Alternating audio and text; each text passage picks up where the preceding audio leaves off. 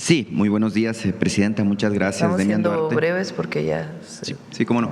Demián Duarte de Sonora Power, la revolución que llegó del norte. Presidenta, bueno, muy elocuente y bueno, quiero felicitarle por su mensaje del día de ayer. Creo que dejó algunas cosas bastante claras al respecto de cuál es su visión.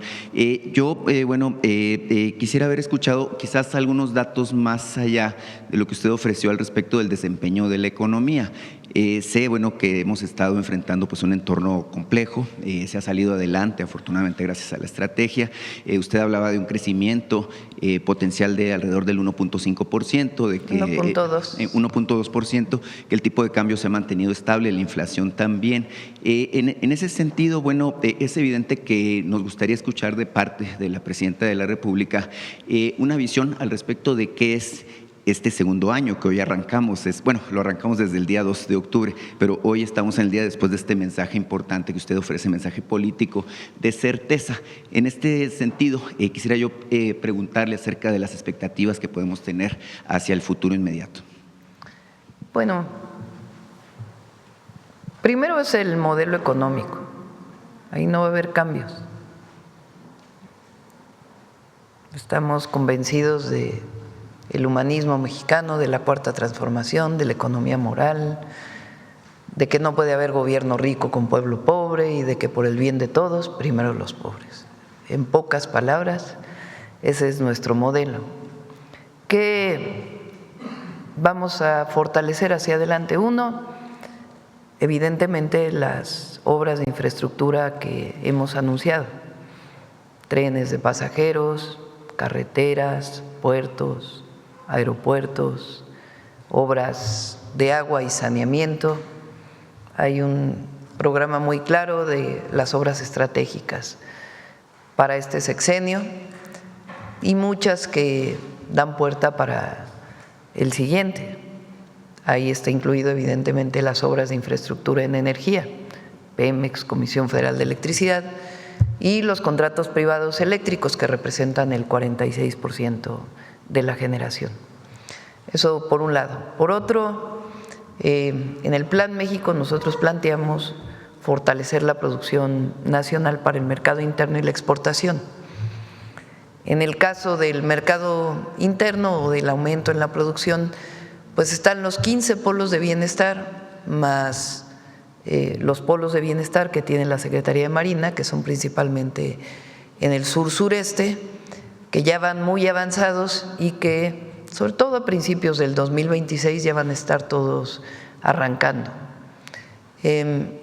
Por otro lado, pues lo que tiene que ver con el cierre de los acuerdos comerciales con Estados Unidos y con, Estados Unidos, Canadá, Europa, que ya está, y China también, y los países asiáticos, que con muchos de ellos no hay acuerdo comercial, y estamos convencidos que en los siguientes meses vamos a tener un buen acuerdo, y eso pues va a dar mucha certidumbre para la inversión para el próximo año. Y por otro lado, lo que tiene que ver con los programas de bienestar y el bienestar de la gente. Los programas de bienestar se mantienen, se fortalecen.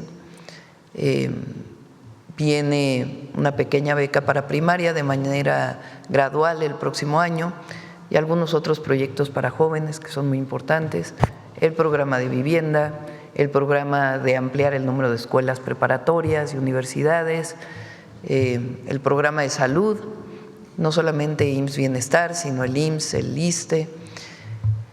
Les adelanto, en enero del próximo año vamos a iniciar lo dije ayer, nada más que con tanta información a lo mejor no tuvo la relevancia.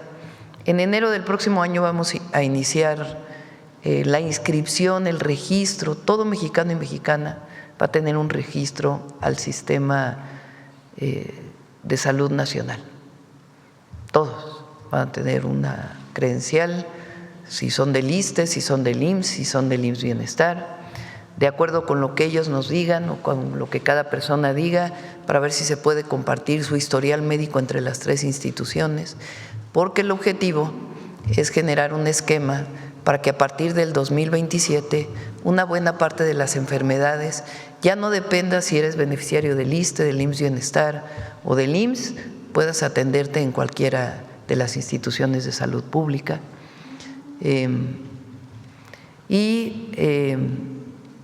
Pues en general, digamos que este es el programa, el proyecto, y evidentemente pues este año iniciamos con las grandes obras, el próximo año pues 2026 sobre todo, pues el empleo va a crecer de manera muy importante por la inversión pública y la inversión privada. Claro. Le pregunto este contexto en particular porque el secretario de Hacienda, Edgar Amador, ha estado enviando señales reiteradas a los mercados y a los inversionistas de que México pudiera entrar a partir del 2026 en una fase de desarrollo acelerado. Entonces, en este contexto, bueno, pues es evidente que yo vi los criterios generales de política económica que hablan de 2.8% de la expectativa de crecimiento.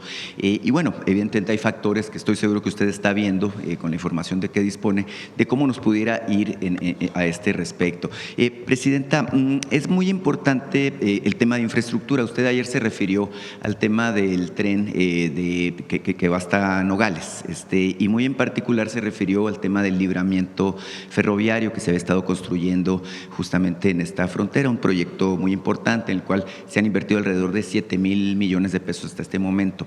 Lamentablemente, Presidenta, a menos que usted obviamente me informe de lo contrario, tengo información de que esta obra está por lo menos paralizada en este momento y que bueno, se ha no abandonado el tren de obra, pero que sí se ha reducido de manera pues muy importante el asunto del presupuesto que se aplica a este proyecto. Tiene recursos. Hubo cerca de 2 meses que se estaba haciendo una revisión del proyecto y otros temas, pero esa obra se va a terminar, no tiene problema en los recursos. Claro que sí. En este contexto incluso ha preocupado también el retiro que le llegó, tengo entendido, el 1 de octubre, del general en particular que estaba al frente de estos proyectos, el general Cervantes Loza, bueno, que es el director general del Cuerpo de Ingenieros. Se jubila ya ven que todos los miembros del ejército llegan a los 65 años y entran obligatoriamente en jubilación. El general Cervantes Loza, de primerísima, un gran ingeniero, además de honesto y muy trabajador, con mucha capacidad de planeación, pues él entra ya en etapa de retiro. Entonces, esa es la razón. Y hay pues nuevos nombramientos que son igual de buenos que el general. Estamos viendo a ver si él nos sigue ayudando en algunas áreas. Claro que sí. En este mismo contexto, Presidenta, hay un proyecto adicional de infraestructura fronteriza que ha estado, pues por lo menos frenado. Mire, me refiero al de San Luis Río Colorado. Del lado de Estados Unidos ya prácticamente está concluido en un 90% el proyecto de la nueva entrada, la nueva garita que se estaba construyendo. Del lado de México tengo entendido que solamente existe el proyecto ejecutivo. Sí, pero va a tener recursos.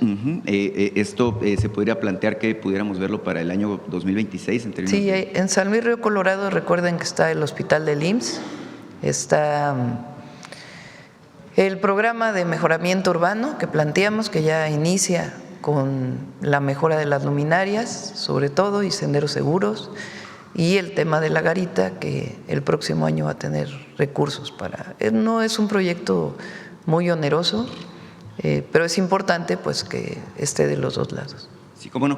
Por último, Presidenta, usted ayer habló de un nuevo proyecto de alta tecnología, en particular el de la inteligencia artificial, como parte justamente de esta visión de convertir a México en una potencia tecnológica e innovadora. Tengo yo información de que este proyecto, bueno, pues se sustenta en 2 instituciones académicas importantes, la UNAM y la Universidad de Sonora. Si nos puede dar algunos detalles adicionales. Hasta sobre después ya lo vamos a presentar. Ok, muchas gracias, Presidenta. El Laboratorio Nacional de Inteligencia Artificial. Vamos. ¿Quién más?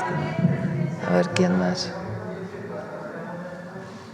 A ver, allá atrás la compañera que viene por primera vez, dice. Presidenta, muy buenos días. Anaí Torres, periodista potosina.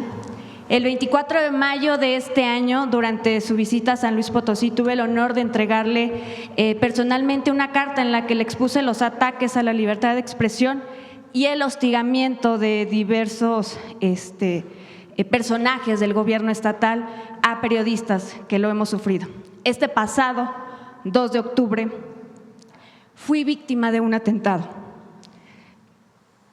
4 hombres con armas largas me interceptaron afuera de mi oficina. Hicieron amenazas directas hacia mi persona y hacia 2 periodistas más. Uno de ellos, Omar Niño, otro, Carlos Domínguez. Este ataque ocurrió tras la publicación de notas periodísticas que documentaron una presunta red de espionaje en el Estado, mismas que por su alcance en las redes sociales y su contenido incomodaron visiblemente al gobernador del Estado, Ricardo Gallardo Cardona, y al secretario de Gobierno, Guadalupe Torres Sánchez. Presidenta, mi caso no es un caso aislado. En San Luis Potosí, periodistas, activistas y ciudadanos vivimos en un ambiente de intimidación e inseguridad, donde cuestionar pues se ha vuelto totalmente un riesgo. Mi pregunta concreta sería: ¿podría su gobierno revisar directamente la actuación del gobierno de San Luis Potosí y del gobernador del Estado, Ricardo Gallardo Cardona, respecto a los casos de hostigamiento, espionaje y censura hacia periodistas en San Luis Potosí? Sí, si te parece, terminando la conferencia, que Arturo Medina pueda atenderte y poder revisar todos estos casos, tanto para apoyo de protección como para una revisión en caso de que se está dando esta situación. Gracias, presidenta. Muy bien. A ver. Sí, Oaxaca, que desde el viernes quedó pendiente, Tlaxiaco.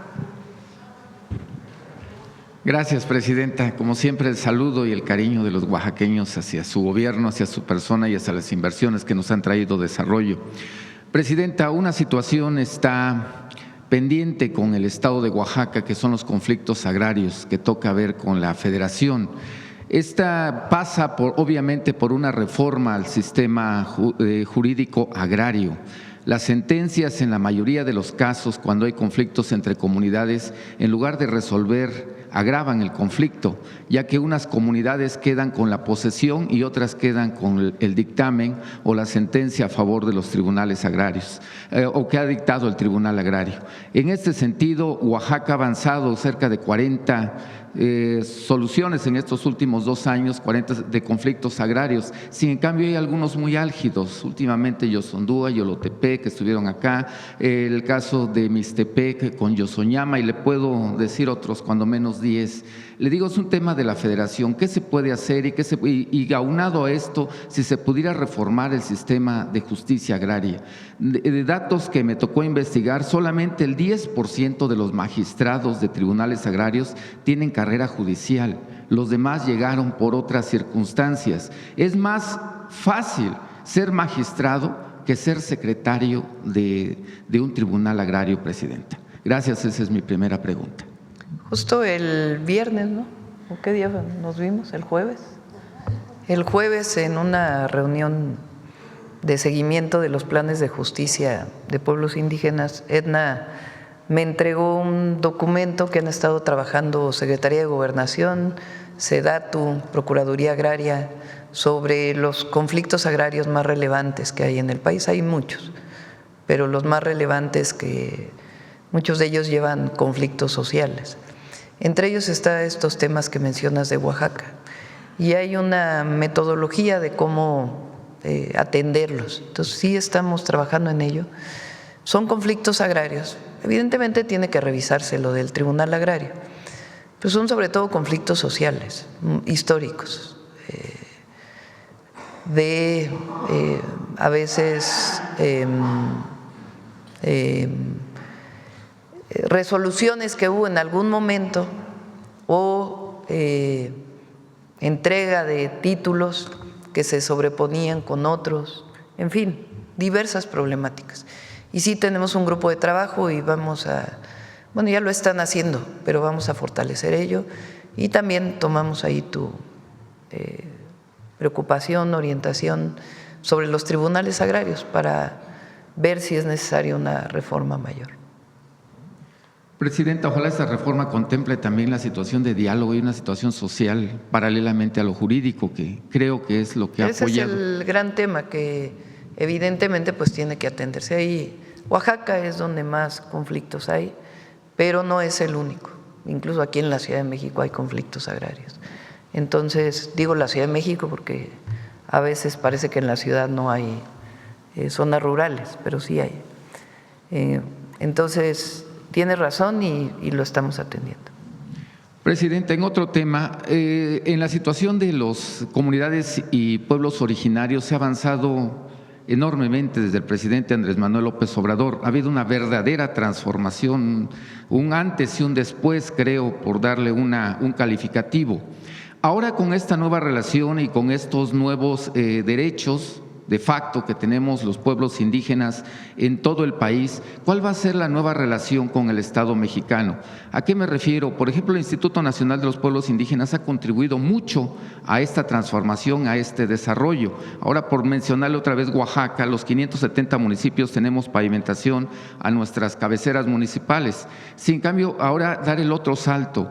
¿Qué le pregunto en estos momentos? Si se podría considerar el Estado mexicano a lo mejor darle mayor importancia dentro del gobierno a los pueblos indígenas, a lo mejor transformar de lo que es ahorita un instituto, una secretaría, para que verdaderamente se sientan representados los pueblos indígenas en el Estado mexicano.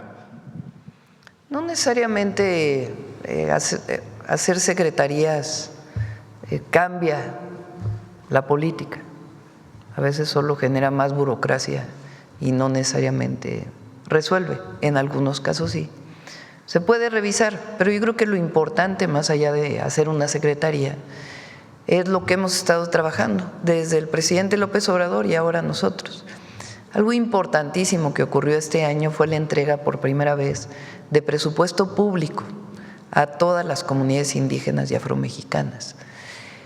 El solo hecho de hacer un registro de las más de 20,000 comunidades indígenas ha sido importantísimo, porque es ahí donde se reconoce que hay comunidades indígenas con usos y costumbres que guardan tradiciones, que tienen tierra, que tienen derechos de agua, y ahí es donde se hacen los planes de justicia, además de la entrega del presupuesto directo. Entonces, lo importante, creo, es la política que se desarrolla.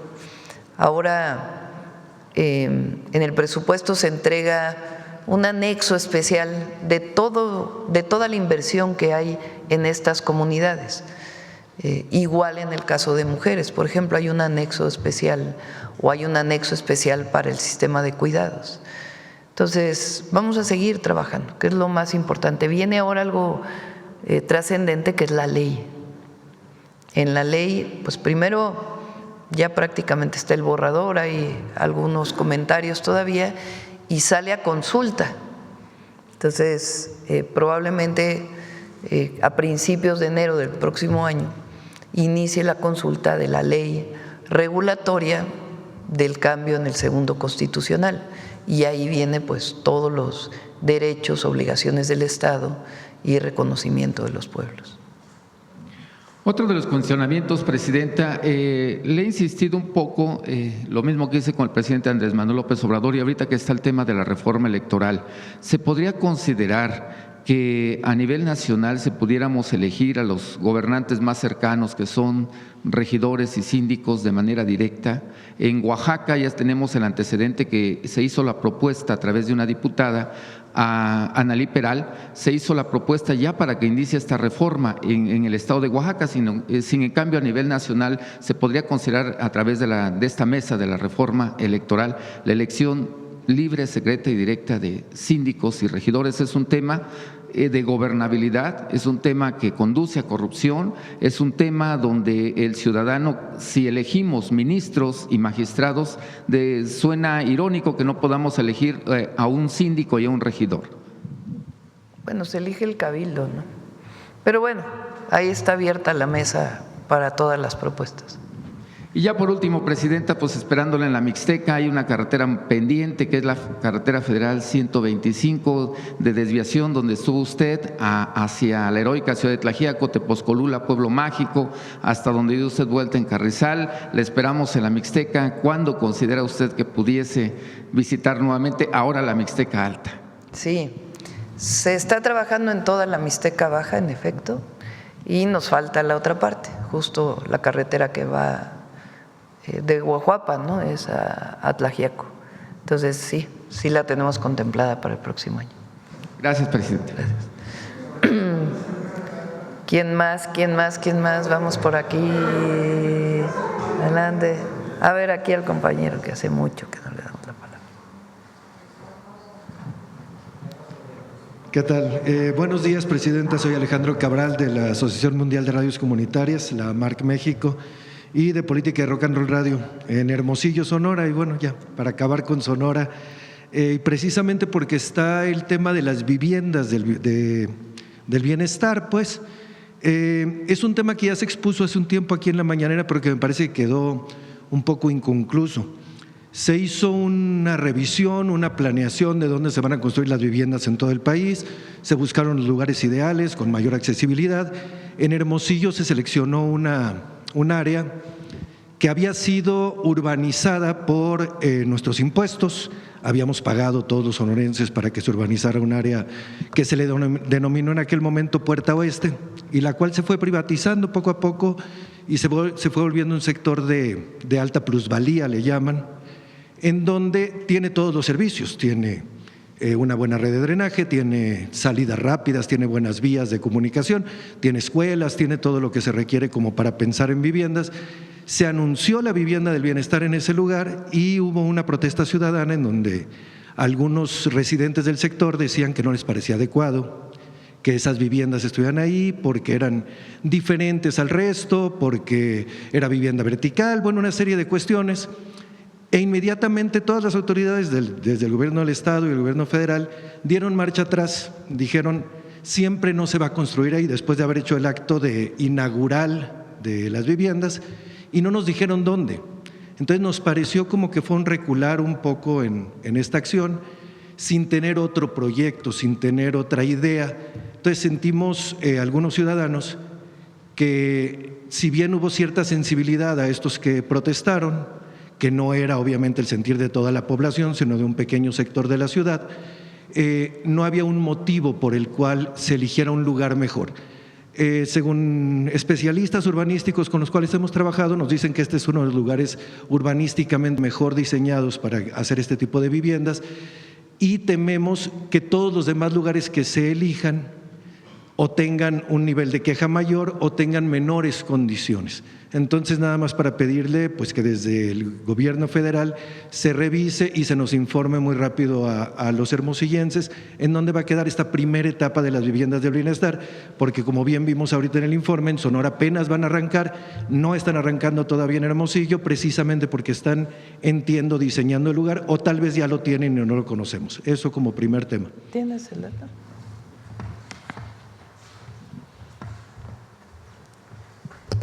Es muy importante su pregunta porque de repente pareciera que nos echamos para atrás con mucha facilidad. Ese predio en Hermosillo, que es conocido como Cadam, es un terreno nacional y de ahí, bueno, empezó el trabajo incluso desde la administración pasada con el licenciado López Obrador y el gobernador respecto a qué hacer con ese predio. Ante la oposición vecinal que consideramos injusta porque descalifican la vivienda de Infonavit y de Conavi como si fuera una vivienda de menor calidad. Entonces el acuerdo con el gobernador fue muy sencillo, urge avanzar muchísimo en iniciar las obras. Vamos a atender con mayor precisión, con mayor atención a la gente que se opone, explicándoles el proyecto, el programa. Entonces ahorita digamos está en suspensión. El gobernador nos ofreció varias alternativas de predios para compensar del CADAM, y entonces las instituciones Infonavit y CONAVI están avanzando con las nuevas propuestas en la lógica de consensar, sobre todo eso, consensar con la población el proyecto. Pero ahí vamos, esperemos que pronto se pueda recuperar, y en su caso de ser tan contundente la respuesta y con argumentos sólidos, entonces se revisaría las posibilidades para ese predio que es del gobierno federal. Gracias. Y es que, Presidenta, en ese sentido, el lema de tanto de esta administración como de la anterior, era por el bien de México, primero los pobres, y sentíamos que aquí a un sector de la sociedad, que no son necesariamente pobres, pero sí son de recursos más escasos que la gente que vive en esa zona, se le estaba negando el privilegio de vivir en esa zona. Ese es el análisis que hicimos algunos, y siempre por lo tanto… hay que tener diálogo. Cuando hay sí, claro, protesta ciudadana, independientemente de que si uno está de acuerdo o no en ese momento, pues hay que tener un diálogo. Entonces se privilegió el hablar con las personas, pero no hay una decisión totalmente tomada. Por cierto, en el caso de los terrenos que se plantearon el otro día cerca de lo que será el proyecto de agua, esa se está declarando reserva, me lo informó el gobernador. Ahí no se van a construir casas. Los terrenos de la presa Abelardo de Rodríguez y sus alrededores, ¿verdad? Sí. Y se va a hacer la consulta para el tema de la presa. Para la presa del Molino de Camus y todas estas. Sin salirnos de este pedacito en donde estábamos con las viviendas del bienestar, precisamente fue al final de la administración del licenciado López Obrador cuando se entregó un predio por parte del gobierno del estado para construir el nuevo hospital del ISSSTE, porque el hospital Ocaranza ya tiene 50 años, es un hospital viejo y se sabe que tenemos que construir el nuevo. Se autorizó, creo que incluso se colocó una primera piedra, y hasta hoy no se ve nada de… Sí se va a construir. Ni siquiera en los presupuestos lo hemos visto a No, sí se va a construir. Estamos revisando todos los nuevos hospitales. El ISSSTE tiene un planteamiento que es una parte también del IMSS Bienestar. En algunos casos la gente pide hospitales de tercer nivel o de segundo nivel, y muchas veces lo que se requieren son centros de salud con servicios ampliados. Se requieren las dos cosas. El centro de salud con servicios ampliados es un centro de salud que tiene distintos consultorios para especialistas, pero también tiene camas para las operaciones más básicas y también para partos. Entonces hay una orientación de construir más esas, y en esa planeación se está viendo también el caso del Hospital de Sonora, pero sí está en el proyecto. Muy bien. Y yéndonos de lo muy local que estaba planteando ahorita hasta el plano global, Presidenta, seguimos algunos periodistas preocupados por la situación de los compañeros periodistas en la Franja de Gaza, tantos asesinatos que ha habido de la prensa, que se está acabando la información que llega desde allá fiable, pero hoy en día también preocupados por algunos compañeros, entre ellos varios compañeros periodistas que iban en la flotilla Sumud, con la cual ya sabemos que se tuvo contacto, pero ¿hay además del contacto y de la apertura que pueda haber dado el gobierno de Israel a la delegación mexicana para acercarse y repatriar a nuestros compatriotas, ¿hay algo más, algún mensaje que usted brinde a los mexicanos con respecto a la postura del gobierno mexicano de lo que hizo Israel con connacionales? Ya lo hice la semana pasada. Lo hice la semana pasada. Nosotros estamos porque haya ayuda humanitaria a Palestina, particularmente a la Franja de Gaza. No nos pareció la manera en que se interceptó este grupo de gente que lo que llevaba era ayuda humanitaria, y hemos, desde el primer momento, incluso cuando estaba el presidente López Obrador, acompañamos con distintos países una denuncia en La Haya, y como lo mencioné, por primera vez un gobierno de México tiene un embajador, en este caso embajadora de Palestina, Y lo que buscamos es que haya la convivencia de ambos estados y que se construya la paz y que acabe terrible situación de agresión a civiles en Palestina. Incluso lo catalogamos sí como genocidio. Y si me permite… Entonces, si me permites, por favor. Adelante. Estamos en contacto con los compañeros que están allá a través del embajador y se está buscando ya muy pronto su repatriación. Si me permite, nada más me gustaría mencionar los nombres de los compañeros mexicanos que están ahí, porque lo que se nombra existe. Sí, lo mencioné yo también personalmente. Bien. Sí, cómo no. Sí. Y en ese sentido, nada más, Presidenta, lo que nos parece de repente inconcebible, y sabemos los esfuerzos que ha estado haciendo el Estado mexicano, incluso en declaraciones en la ONU por distintos personajes, no solo nuestro secretario de Relaciones Exteriores, sino el embajador permanente en la ONU y demás, pero de repente nos parece inconcebible que el gobierno mexicano tenga cierto tipo de relaciones con el gobierno de Israel, con el Estado de Israel, sobre todo en relación de entrenamiento militar, que creemos no, eso que ya no existe. Ya no existe eso. No, ni tampoco la compra. Hubo una compra de armamento a Israel solicitado por los estados desde el 2024. Se está cumpliendo hasta ahí. Esa compra ya se cumplió hace tiempo, pero no hay entrenamiento ni ninguna relación. Esos son notas que han estado saliendo, pero no existen. Muy bien, gracias por el desmentido. Gracias. Adelante. Vamos a… ¿Quién más? A ver, compañero. Luego atrás, si quiere. ¿Qué tal, Presidenta? Buenos días, compañeros. Julián Mazoy, de SDP Noticias. Nada más para precisar acerca de la situación de los compañeros, todavía no tienen fecha de regreso precisa. Sí hay. Vamos a esperar el día de hoy para poder ya dar toda la información. Estamos esperando ya nada más, digamos, el último acuerdo con el gobierno de Israel y ya se podrá dar la información. Está en contacto permanente el embajador con nuestros compañeros allá, con los mexicanos allá. Presidenta, ayer me parece, en algún momento del día, falleció Víctor Cruz Rusek, quien entiendo que es el esposo, o era el esposo difunto ahora, de la gobernadora de Chihuahua. ¿Tiene usted información al respecto? ¿Ha estado en contacto con ella? Hoy iba a hablar con ella, ayer ya no tuve oportunidad, pero hoy voy a hablar con ella y nuestro sentido pésame a la gobernadora. Gracias, Presidenta.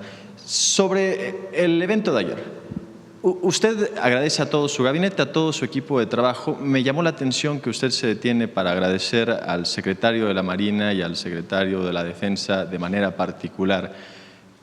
¿Cuál era el mensaje o la motivación de señalar un agradecimiento específico? Agradecimiento. Presidenta, con políticos que les gusta, luego lamentablemente nuestra clase política le gusta andar acompañada por seguridad, por choferes, gente que les abra la puerta, les cierre la puerta, que los acompañen a todos lados. Por ahí hubo un comentario que me llamó la atención por parte del diputado Ricardo Monreal quejándose de que estaban encerrados en alguna especie de corralillo. Chismes. Gracias, Presidenta. Sí, no tiene nada de malo cómo se acomoda la gente. No hay ningún mensaje, no hay nada. Ya acabó usted su gira por 32 estados, me parece. ¿Qué aprendió de nuevo? ¿Qué reflexión tiene? ¿Qué le dijo la gente? ¿Hubo algo que usted no conociera después de haber visitado toda la República? Pueblo, pueblo, pueblo. Ese es el mensaje. Gracias, Presidenta. Exactamente, me parece que en un mes se cumple la fecha de los 90 días que el presidente Donald Trump había establecido para los aranceles que no entraron en vigor. Ya vamos a informar de eso también. Ahí vamos bien. Gracias, Presidenta. Creo que será todo. Muchas gracias. Rápido, conciso y preciso. Acá el compañero. Gracias, Presidenta. Adrián Macías, de Net Noticias, Ciudad Juárez. El gobierno de Estados Unidos autorizó ya el cierre del puente internacional, el Córdoba Américas, el puente libre, al cruce de mercancías. Se calcula que en 2 años máximo ya van a retirar los tráileres de ahí.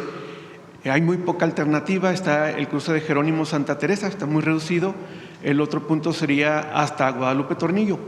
Se ha expuesto la necesidad de ampliar la infraestructura allí ¿Qué negociación hay en ese sentido? Y sobre todo porque ya se ha postergado mucho la visita del secretario Ebrard para abordar este tema.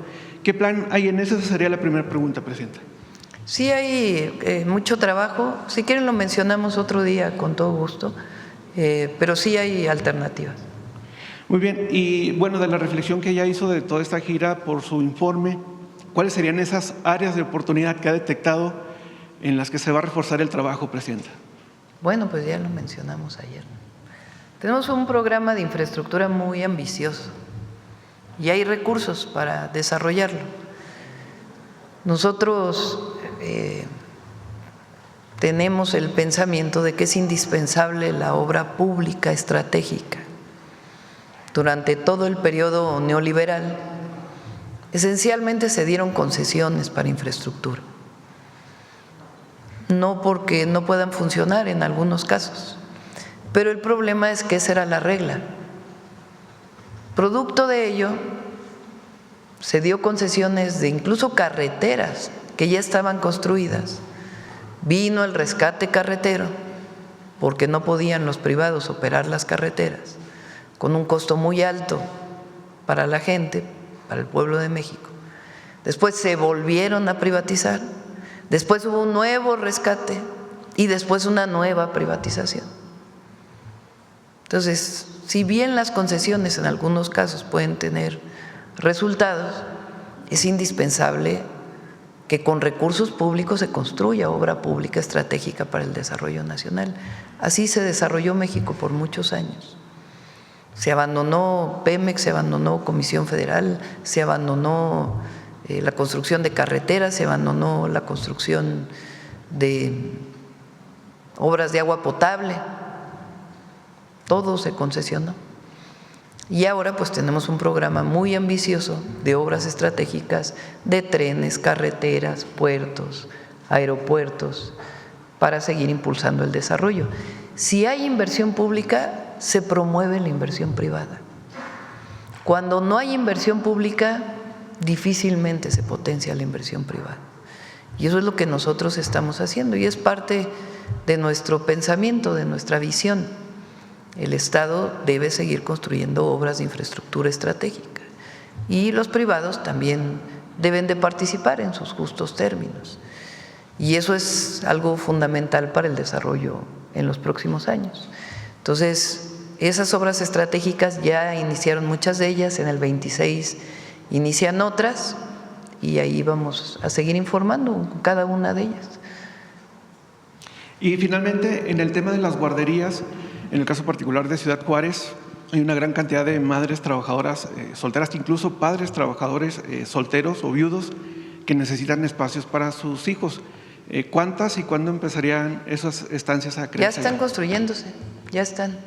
Van a ser 1000 en todo el país y este año iniciamos en Ciudad Juárez y vamos a iniciar en Tijuana el próximo año porque me comprometí que hay 2 grupos de mujeres que han tenido esa necesidad desde hace muchos años y esa demanda. Las mujeres que trabajan en la maquila y las mujeres jornaleras agrícolas. Entonces, por eso iniciamos en Ciudad Juárez. ¿Cuántas? En Ciudad Juárez son, lo dije en el informe, son 30 y tantas, no recuerdo exactamente el número, a ver si me lo das. Está en el informe que di el 1 de septiembre. Son 1000 en todo el país, iniciamos en Ciudad Juárez, se están construyendo ya 10. Las construye el IMSS, el Instituto Mexicano del Seguro Social, no les llamamos guarderías, porque ya pues ese concepto de guardar a los niños pues ya no es. Les llamamos centros de educación y cuidado infantil y es desde los 45 días hasta 3 años con 11 meses. Entonces, son centros de educación y cuidado infantil, son para derechohabientes del IMSS, pero en el caso de Ciudad Juárez hicimos un acuerdo con el presidente municipal. Él va a pagar desde el DIF a los niños y niñas que no tienen derechohabiencia es decir, el costo de lo que representaría atender a los no derechohabientes en los mismos espacios. Entonces, en el caso de Juárez es para derechohabientes del IMSS y no derechohabientes del IMSS. Obviamente las mujeres de la maquila todas tienen seguro social. Entonces, y además algo muy importante, que además lo pedían mucho todos los padres y madres de familia de la guardería ABC, que dejara de concesionarse el servicio. El problema durante todo el periodo neoliberal, igual como el caso de la infraestructura, es que se subrogaron los servicios. En esta idea de que lo público siempre iba a ser malo, de que lo que hiciera el gobierno estaba mal, muy equivocada, absolutamente equivocada, pues que lo hagan todos los privados. Los privados no necesariamente hacen todo bien y el gobierno también a veces en periodos anteriores pues hizo cosas con mucha corrupción, como los créditos del Infonavit o del Fobiste. Pero eso no significa que lo que hace el gobierno está mal. La educación pública pues es una responsabilidad del Estado mexicano. Está bien que haya escuelas privadas, pero el Estado tiene la responsabilidad de dar la educación pública y además que sea la mejor de todas las educaciones. Igual en el caso de las guarderías, tanto el ISSSTE como el IMSS lo que hicieron fue dárselo a privados. Entonces el IMSS le pagaba a un privado y el privado daba el servicio. Ese fue el caso de la guardería ABC, donde estaba subrogado el servicio. Todavía hay algunos casos donde siguen subrogados. Igual en el caso de la salud, se subrogaron prácticamente todos los servicios de los hospitales, desde la alimentación hasta el banco de sangre, en fin, todo subrogado a privados. Y lo público pues nada más era el cascarón, porque incluso hasta contratación de médicos en algunos casos se hizo con outsourcing privado. Entonces ahora es una visión distinta. El IMSS recupera su capacidad para la atención a las niñas y los niños. Y además agradecemos al sindicato porque aceptaron que hubiera un nuevo modelo del Centro de Educación y Cuidado Infantil, con prestaciones a las trabajadoras principalmente, de una manera integral, distinta como era antes. Entonces, los 1,000 centros de educación y cuidado infantil los va a operar directamente el Instituto Mexicano del Seguro Social. Y en los estados o municipios donde se quiere incorporar al DIF, va a ser para aquellos que no tienen derecho a bienes. Entonces, ¿cuántos son? ¿Ya lo tienen por ahí? 62 en Chihuahua. ¿Y en Ciudad Juárez? A ver si Zoe nos dice exactamente en Ciudad Juárez cuántas. Gracias, Presidenta. Gracias. Bueno, ¿quién más? ¿Quién más? ¿Quién más? ¿Quién más? A ver. A ver la compañera y luego atrás. Buenos días, Presidenta. Ilia Cruz de Loguera. Una precisión sobre el tema, ¿cómo es la asignación de viviendas? ¿Cómo se les asigna, pues, ya sea a los derechohabientes del Infonavit o en el caso de Conavi? A ver, si quieres, Octavio, ¿cómo se asignan las viviendas? Pues así de sencillito, como lo comenté hace un rato, cumpliendo 3 requisitos que son ganar entre 1 o 2 salarios mínimos, tener un empleo y no tener vivienda. Cualquier derechohabiente que esté en esa circunstancia tiene derecho a un crédito. Hay situaciones donde por la edad se complica el otorgamiento del crédito. Ahí se hacen algunos análisis más específicos, pero básicamente el requisito, y es el 80% de la población derechohabiente la que tiene la posibilidad de adquirir la vivienda. Son 3 requisitos. Pero una vez que se tienen esos requisitos y ya eres candidato, pues, a tener una vivienda, ¿cómo sé en qué desarrollo me toca, en qué lugar, en qué predio? O sea, eso. Esa es buenísima tu pregunta. Por eso le estamos pidiendo a los derechohabientes que ya se empiecen a acercar, porque en algunas ciudades vamos a tener varios desarrollos. Ahora estamos entregando en uno, luego vamos a entregar en dos, este se va a acabar y se abre otro, y en la medida en que vayan llegando rápido, ellos van a tener la posibilidad de elegir en dónde. Básicamente eso es. Ok, gracias. Rodrigo.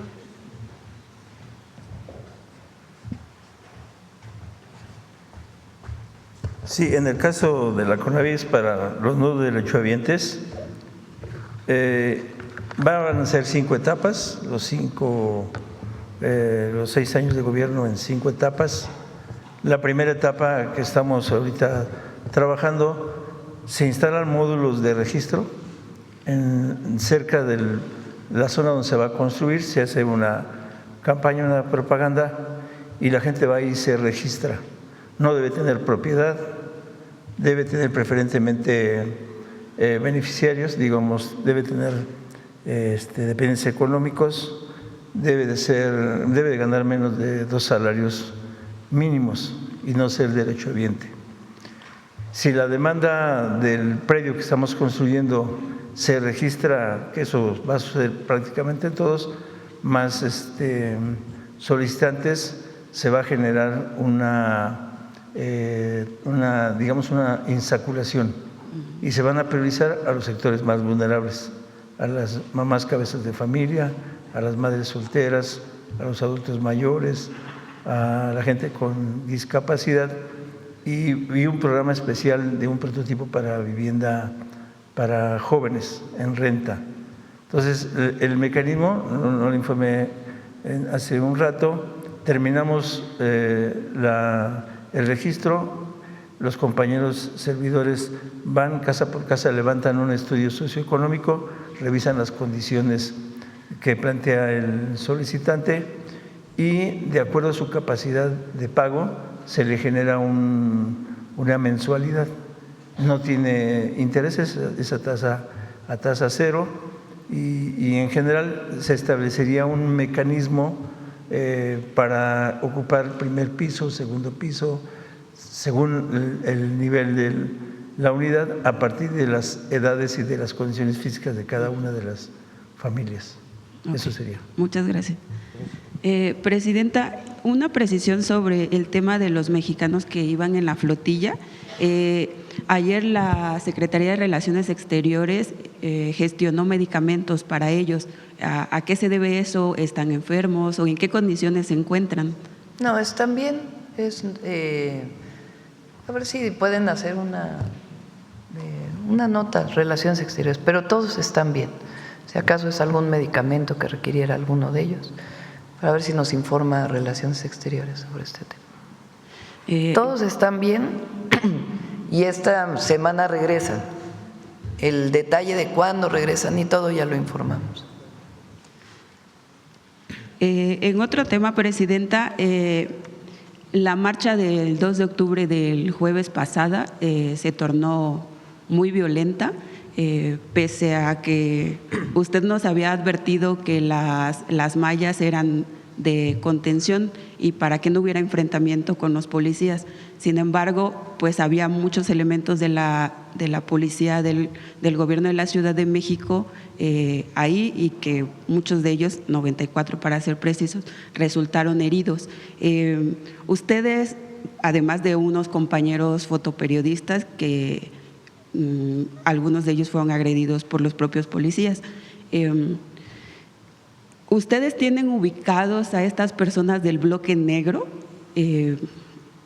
para que no exista esta impunidad? Primero, mucha provocación. ¿De qué sirve esta violencia, este uso de… incluso había bombas molotov? ¿De qué sirve? ¿A quién le sirve? Eso es lo que hay que preguntarnos. ¿Qué buscaban este grupo que lleva cubierta la cara? ¿Qué buscan? ¿Por qué hacen estas manifestaciones en una ciudad de libertades? de plena libertad, absoluta y plena libertad. ¿Qué buscan? ¿Qué buscaban? Un enfrentamiento, desde mi punto de vista, con la policía. Un 2 de octubre.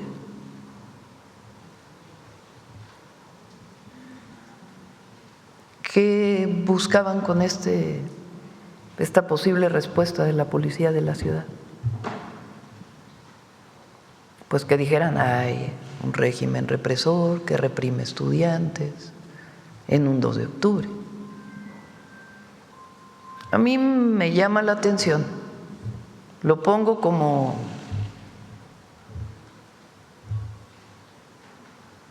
temas que aparecieron ese día. Una publicación de Claudio X González. Búsquenla porque no la voy a poner aquí porque es muy ofensiva. Del Junior tóxico. Y la provocación.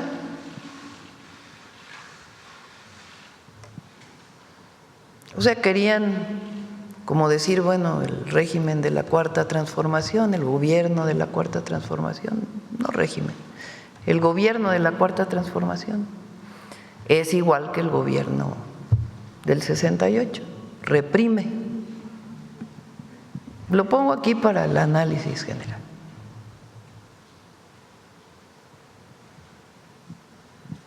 ¿Qué buscan estos grupos? Que se cubren la cara, que…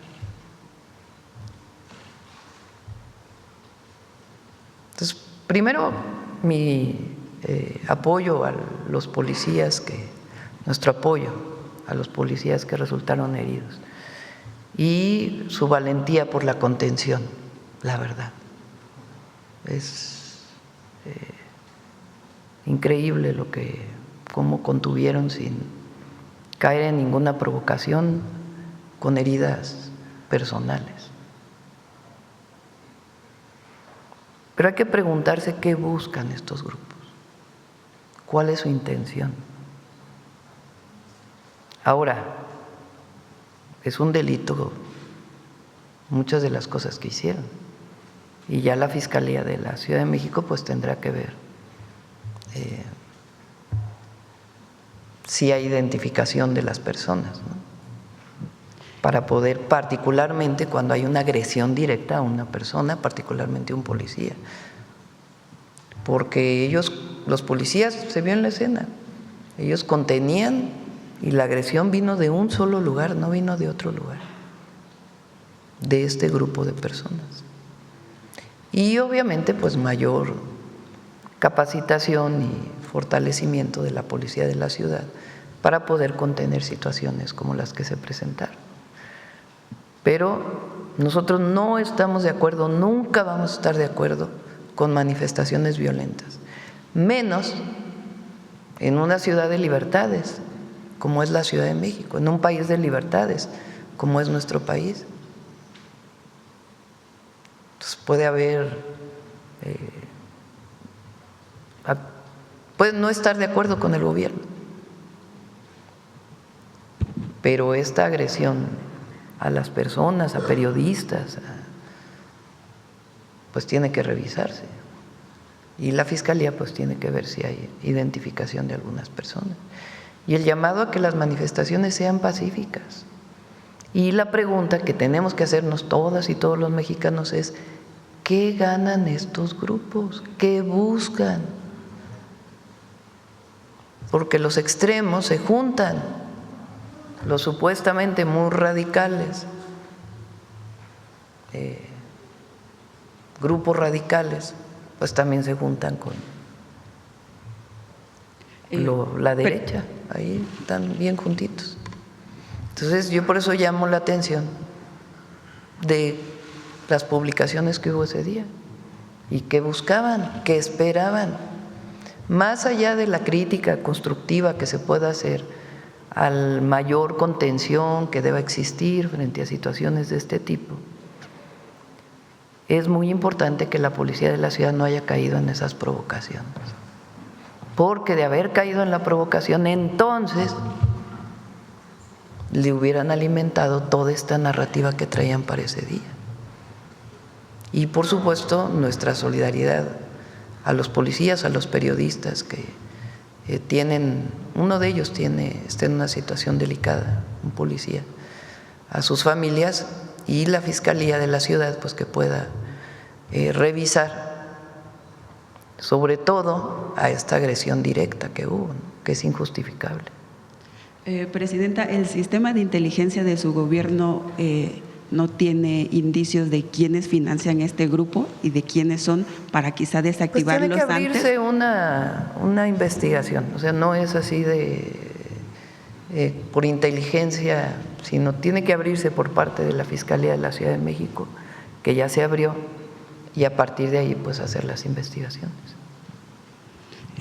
Gracias, Presidenta. En otro tema, pues ayer ya vimos igual el cierre de sus informes, su recorrido por las 32 entidades del país. Vimos a mucha gente desbordando calles del centro histórico. El gobierno de la ciudad decía que asistieron alrededor de 400,000 personas, pero en el Zócalo, Presidenta, también vimos gran parte o la mitad quizá llena de sindicatos. ¿A qué se debe esta movilización quizá un tanto corporativa que antes no se veía en los mítines de la 4T? Se invitó abiertamente. No, aquí no hay corporativismo, eso tiene que quedar muy claro. Nosotros estamos en contra del corporativismo que se dio durante toda la época del priismo. Incluso en el caso del corporativismo, ¿qué es? Las organizaciones sindicales de campesinos que pertenecían al PRI como tal, el sector obrero, el sector empresarial, el sector campesino. Entonces las organizaciones como tal eran parte del PRI y se gobernaba pues con un solo partido. Entonces era parte pues de un partido de Estado, por eso se le llamaba así. Lo puedo decir, en el caso de Morena la afiliación siempre se definió y así debe ser, individual, no es corporativa, no es una organización que pertenece al partido político. La afiliación es individual, y digo de Morena pues porque de ahí venimos. Entonces no puede haber afiliación corporativa, es individual. La persona decide si se afilia a un partido político o se afilia a otra. En este caso fue una invitación abierta y los sindicatos se movilizaron, pero no hay un llamado desde el gobierno a decir movilízate, sindicato tal o sindicato otro, ¿no? Nosotros lo que nos gusta pues es que la gente llegue de manera individual. Y ayer que se dijo mucho de los autobuses, la gente viene en autobuses en general, desde las manifestaciones, desde que éramos oposición. Que vengan en autobús no quiere decir que la gente no quiera venir, sino que se organizan para tener autobuses conjuntos para poder llegar a un evento. Presidenta, en ese mismo tema también vimos que estuvo ausente el secretario de Seguridad y Protección Ciudadana, Omar García Harfuch, pero esta no es la primera vez, digamos, o que vemos que se ausenta de eventos masivos. A veces públicos. viene, a veces pues tiene mucho trabajo, tiene mucho trabajo y decide a veces no asistir. Entonces depende pues del día y de las tareas y las actividades que tenga en ese momento. Pero solo se debe a temas de trabajo, no existen amenazas en su contra o a lo mejor… No, él evidentemente, igual que secretario de la Defensa, de la Marina, que muchas veces asisten y a veces en algunos lados no, pues tienen que tener medidas de seguridad especiales, evidentemente. Y más él que fue en su momento víctima de un atentado. Pero en este caso él toma las decisiones de venir o no de acuerdo a la cantidad y la carga de trabajo que tenga o algún seguimiento que tiene que hacer en particular para un tema. ¿Y el secretario de Economía por qué razón? Él está fuera en este momento, Marcelo está en Japón, ¿verdad? Desde hace varias semanas tenía esta invitación muy importante. Van a estar allá, no solamente va, digamos, a hablar con sus homólogos japoneses, sino que van a estar presentes también secretarios del gobierno de los Estados Unidos y de otros gobiernos. Entonces consideramos pertinente que él fuera a esta reunión de la PEC para que pueda hablar con distintos gobiernos y además pues exponer la participación de México. Presidenta, también ayer, antes de su informe final de su primer año de gobierno, platicábamos con el senador Saúl Monreal y él nos comentaba que tiene todavía puesta la mira, digamos, o mantiene su deseo por tener la candidatura a la gubernatura de Zacatecas, pese a la pues ley. Que se espere 6 años, está joven. Está muy joven él. Tiene todavía mucha vida por delante.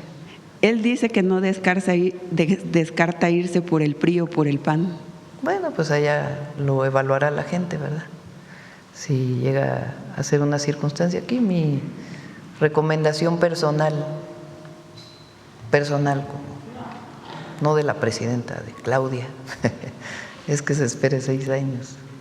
Hay mucha vida por delante todavía, es joven, tiene mucha vida política por delante.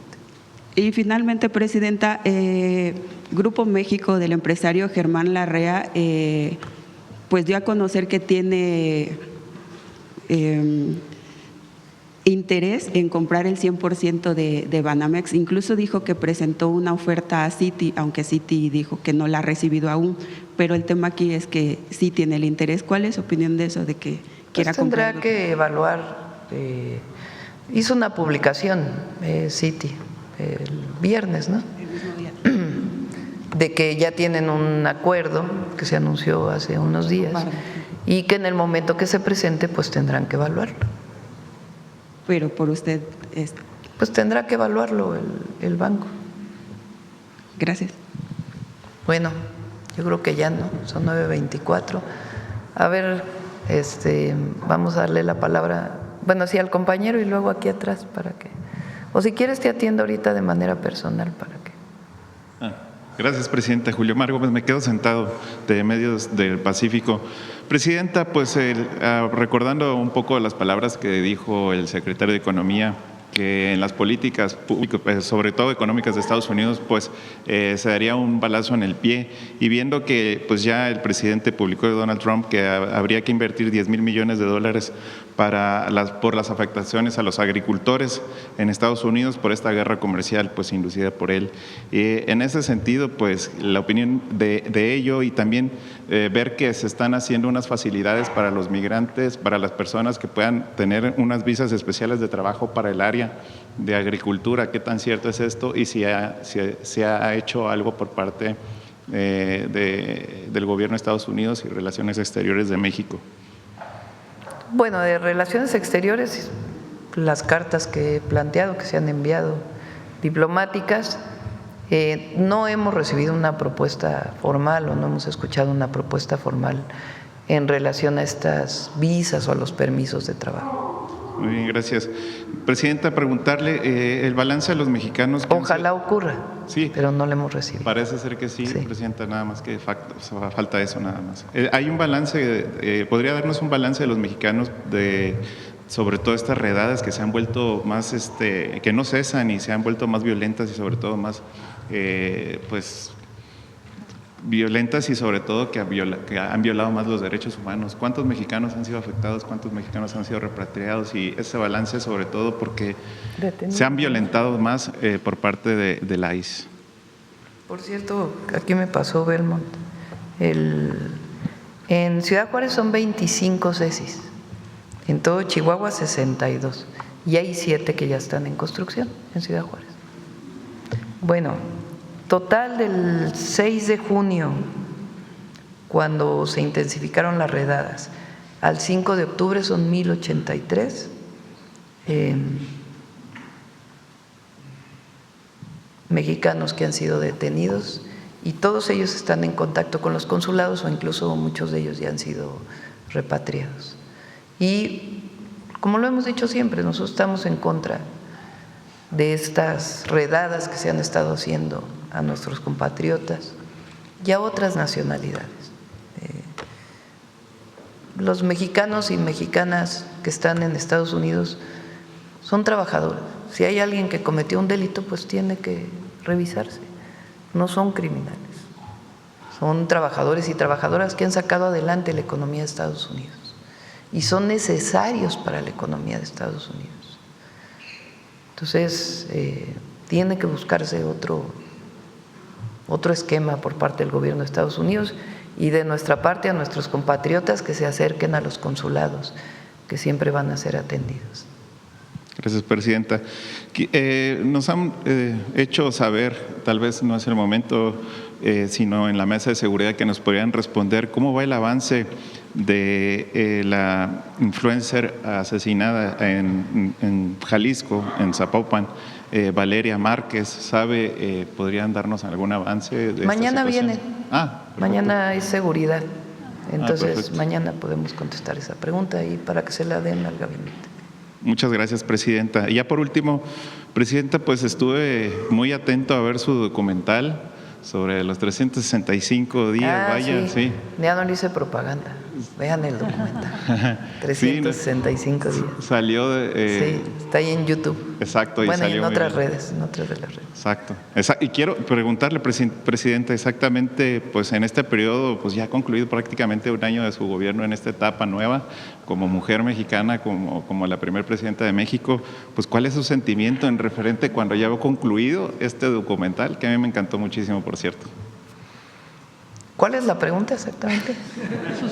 Su sentimiento de haber concluido el documental, de haber concluido pues todo ese… Yo sé que lo dijo en el informe, pero no es lo mismo el documental, ya verlo, que estuvo pues detallando parte por parte. Pues el documental, más que un informe de lo que hemos hecho en este año, es una reflexión de varios temas, lo que significa la Cuarta Transformación, lo que significa la continuidad de lo que inició el presidente López Obrador, pues los momentos de tensión con Estados Unidos, en general también con la reforma al Poder Judicial y algunos otros temas, la cercanía con la gente.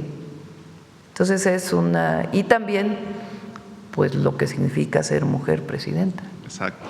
Desde la perspectiva, yo digo que las mujeres, no todas a lo mejor, pero por lo menos es mi sentir, por el papel que nos ha dado la sociedad, o el papel que hemos tenido en la sociedad durante muchos años, en el sentido de los cuidados, que evidentemente hoy pues lo que planteamos es que para que las mujeres puedan desarrollarse, el Estado debe complementar los cuidados para poder apoyar a que las mujeres podamos salir a trabajar, o no dejemos el trabajo por cuidar a un familiar, y eso tiene que ir avanzando. Por eso los centros de cuidado infantil, de educación y cuidado infantil que estamos haciendo. Pero las mujeres pues tenemos un sentido de protección, como hijas, como madres, como abuelas, y eso se ve reflejado en la manera en que uno actúa, de manera personal y también en la vida pública, y que eso pues te da una visión distinta, entre otras reflexiones que hacemos ahí, para invitar a todos a que vean el documental. Bueno, ya lo oí. Muchas gracias, Presidenta. Gracias. Bueno, a ver a la mamá se me olvidó el nombre de tu hijo, ¿se llama? Daniel. Daniel. Daniel trae preparado un texto en su sistema de comunicación, si me lo permite. Sí. Gracias.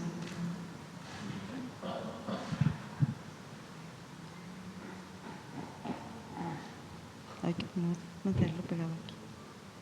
Buenos días, señora Presidenta y personas presentes. Mi nombre es Daniel Robles Aro y esto que escuchan es una voz sintetizada que forma parte de mi sistema de comunicación. Para la secretaria Etna. sobre el tema de vivienda. En particular, quisiera preguntar qué criterios se aplican para que una persona con discapacidad o su familia soliciten crédito para una vivienda, sobre todo cuando no tienen un ingreso fijo. Por ejemplo, yo podría solicitarlo. Y por otra parte, quisiera saber si se ha considerado como medida de accesibilidad destinar las plantas bajas de los edificios o las casas de una sola planta a personas con discapacidad o movilidad reducida. Y si se cuenta con criterios de accesibilidad de parte de los arquitectos y desarrolladores de vivienda. Gracias. Y si me permite otro planteamiento. Bueno, como lo mencionó Rodrigo, en efecto, las personas con alguna discapacidad, con problemas de movilidad o alguna otra situación, a todas se les da prioridad cuando solicitan la vivienda, tanto en Infonavit como en la Comisión Nacional de Vivienda. Y se les otorgan las primeras plantas para fortalecer pues su accesibilidad. En algunos casos tienen accesibilidad de elevador, ¿verdad?, dependiendo de la normatividad de cada estado de la República. En otros casos son escaleras, pero se busca que siempre la primera planta sea o para personas mayores o para personas con discapacidad. Así que si quieres, Daniel, solicitar una vivienda, aquí está Rodrigo. En primer lugar, permítanme felicitarla por su gestión y por la nueva organización en los eventos públicos, en donde las comunidades indígenas, los adultos mayores y las personas con discapacidad tenemos un espacio seguro y cercano a usted. Y eso se nota mucho. Hoy, 6 de octubre, es Día Mundial de las Personas con Parálisis Cerebral, condición con la que vivimos más de 17 millones de personas en el mundo. Y sobre este tema, tengo estas preguntas. Número 1. ¿Existe en México por parte del INEGI u otra instancia un censo por tipo de discapacidad? ¿Sabemos cuántas personas con parálisis cerebral hay en México, dónde están y en qué condiciones viven? Tal vez, censar a cada persona con parálisis cerebral que se visite a través del programa Salud Casa por Casa sumaría a este propósito. Número 2. Sí, vamos a preguntar al INEGI si está este dato. Ahora se está en el conteo, por cierto, por parte del INEGI. Se está haciendo el conteo que es a mitad de cada decenio, el del 2025. Vamos a preguntar al INEGI si tienen este dato, y es muy buena idea que en el caso de Salud Casa por Casa se pueda hacer con detalle este censo. Número 2. ¿Qué garantía tenemos de acceder, como cualquier persona, a servicios de salud mental y salud dental de acuerdo a nuestras condiciones? Por una parte, que no se asuma que quienes no podemos hablar, no pensamos o no tenemos conflictos que trabajar. El personal de salud mental no está capacitado para atendernos y sería importante abrir esos caminos. Por otra parte, para nosotros una simple limpieza dental requiere de anestesia general en un hospital de segundo nivel. Y ese servicio no está integrado en las instituciones de salud pública. Pagar 25,000 pesos en un hospital privado es un privilegio para pocos. Debo mencionar que gracias a su instrucción ya tuvimos un acercamiento con el Dr. Kersenovic, quien está en toda la disposición. Esperamos lo mismo del IMSS con Zoe Robledo y con el IMSS Bienestar. ¿Contamos con usted para dar continuidad? Sí, lo atendemos con el IMSS Bienestar y el IMSS y el ISSSTE, por supuesto. Número 3. Usted dice que lo que no se nombra no existe.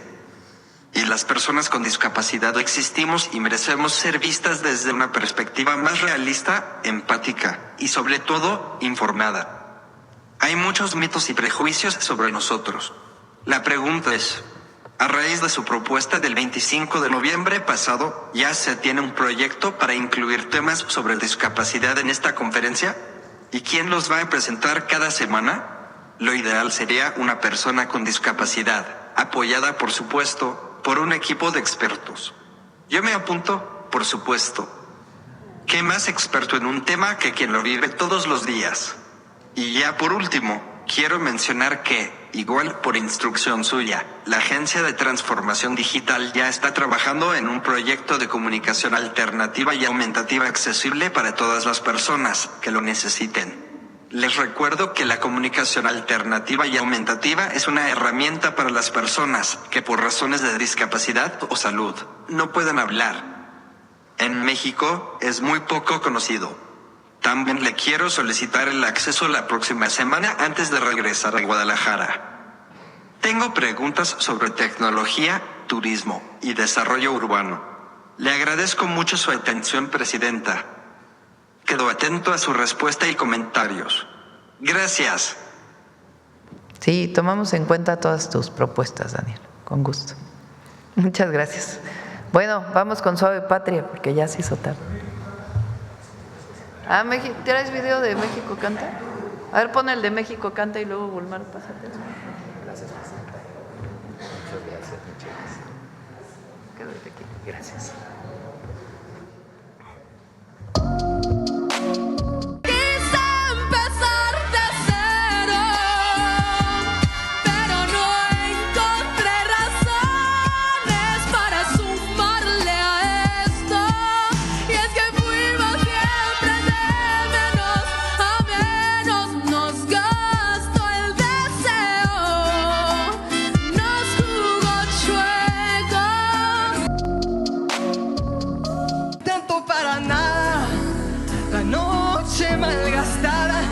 Poco a poquito me apagaba cada hora que no entrabas, tanto para nada.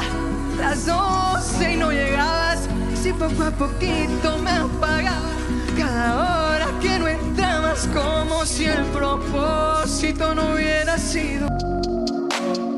México, México, México, por su historia, su cultura, su belleza y tradición. A mi México, México, México, a esta gente que en las venas lleva sangre tricolor. Hoy le canto a mi México querido y le canto con amor a la grandeza de esta tierra que me llena el corazón de puro orgullo al ver ondeando mi bandera. Esto fue y esto será México Canta.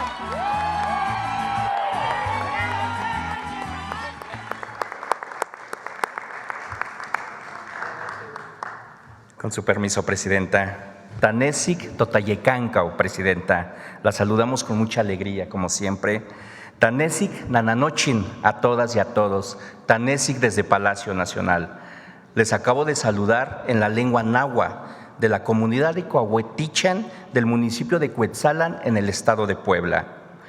En nuestro México habitan mujeres y hombres con memoria y que mantienen no solo movimientos, mantienen relatos escritos con pasos, narran historias, enaltecen nuestro espíritu y nos recuerdan la conexión que existe con la Madre Tierra.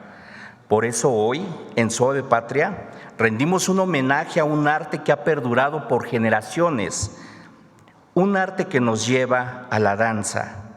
Es un arte que muchos vamos a entender y que se prefiere, y con el permiso de usted, Presidenta, desde el hermoso municipio de Cuetzalan, una danza que ha sido declarada Patrimonio Cultural Inmaterial de la Humanidad por la UNESCO en el 2009.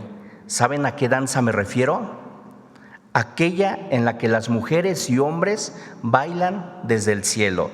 Si me lo permite, Presidenta, amigas y amigos, les compartimos la siguiente cápsula.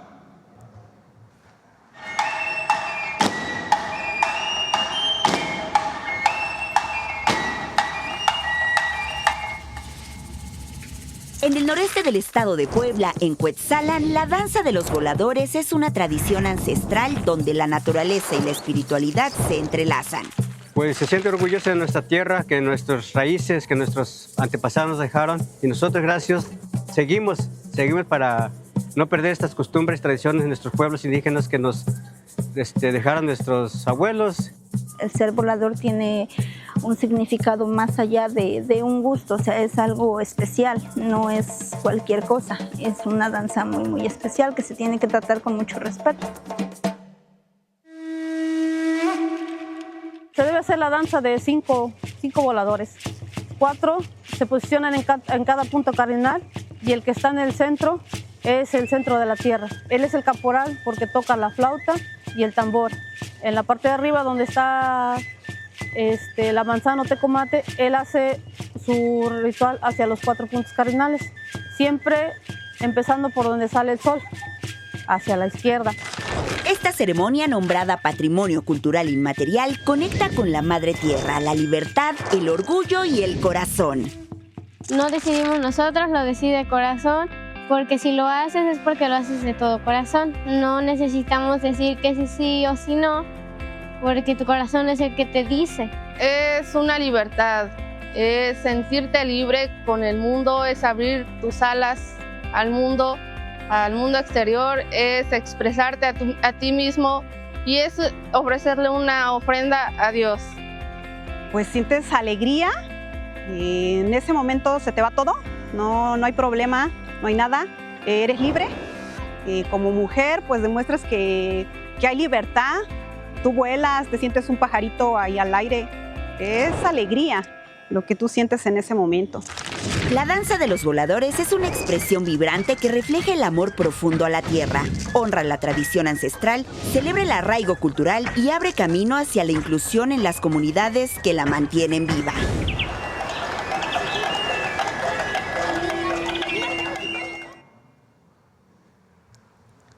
La danza de los voladores es mucho más que una tradición, es un susurro ancestral que se eleva hacia el cielo. En cada vuelta los trajes adornados con plumas se convierten en el espíritu mismo de las aves y sus colores vibrantes y despampanantes son eco fiel de la naturaleza. Nos hablan de un pueblo que, con los pies en la tierra, busca tocar el firmamento y unir lo divino con lo terrenal. Damos infinitas gracias a las comunidades huastecas, nahuas, totonacas y otomís por ser guardianas incansables de este legado. Gracias no por solo mantener viva esta ceremonia, sino también por entregarla con amor a las nuevas generaciones del gran pueblo de México. Porque volar no es solo elevarse en el aire, volar significa desplegar nuestras alas, tomar impulso y soñar juntos. Volar es ser libres. Miak Tazocamatic. Muchas gracias. Gracias, Presidenta.